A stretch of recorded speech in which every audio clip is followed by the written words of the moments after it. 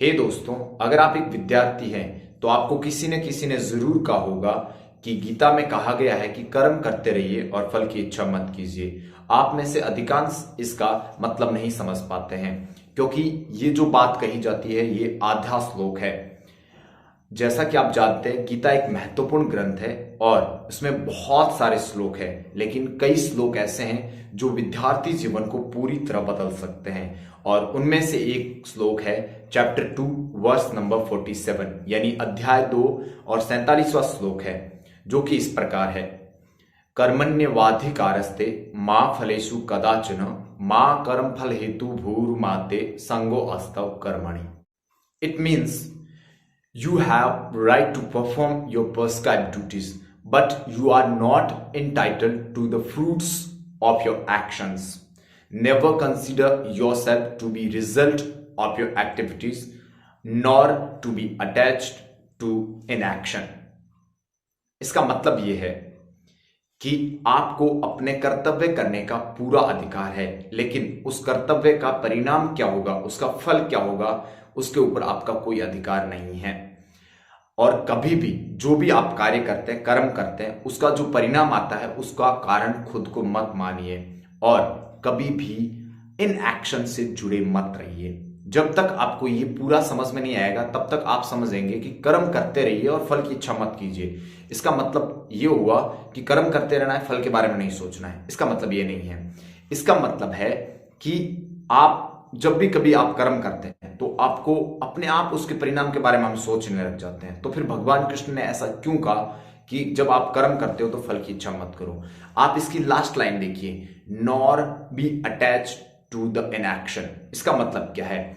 खुद को अकर्मण्य मत रखिए, मतलब कुछ न कुछ कर्म करते रहिए। अगर आप रोजाना थोड़ा थोड़ा कुछ न कुछ कर्म करते रहेंगे तो आपको रिजल्ट की चिंता करने की जरूरत नहीं है, यानी आपके कर्म का फल क्या होगा उसकी चिंता करने की जरूरत नहीं है, क्योंकि आप you are not attached to the inaction, you have to attach to the action. यानी आपको किससे जुड़ा रहना है? कर्म से जुड़ा रहना है। रोजाना थोड़े थोड़े कर्म करते रहने हैं।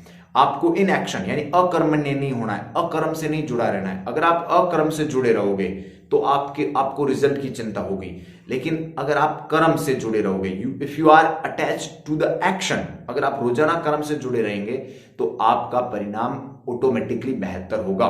इस वजह से जैसा कि गीता में कहा गया है कि कर्म करते रहिए, फल की इच्छा मत कीजिए। इसका मतलब यह है कि कंटिन्यूअसली आप कर्म करते रहे। अगर आप कंटिन्यूअसली कर्म करते हैं यानी कोई भी कार्य करते हैं, अगर आप एक विद्यार्थी हैं तो आप अगर लगातार वर्ष भर अध्ययन करते हैं तो आपको परिणाम की चिंता होगी ही नहीं। क्यों? क्योंकि आपके कर्म कंटिन्यू है, इस वजह से आपका परिणाम बेहतर ही आएगा।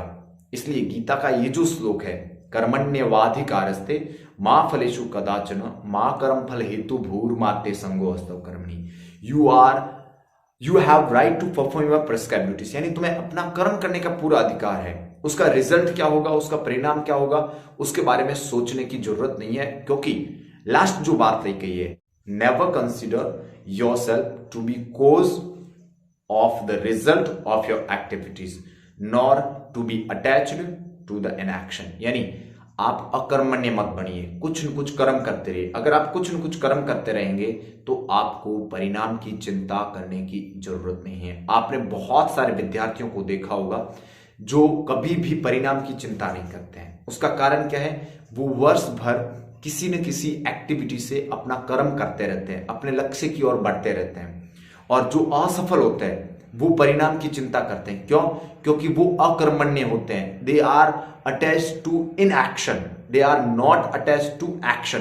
तो आपको एक्शन से जुड़े रहना है, यानी कुछ न कुछ कर्म करते रहना है, तो आपका परिणाम ऑटोमेटिकली बेहतर होगा और आपको कर्म की फल की कोई चिंता नहीं करनी है।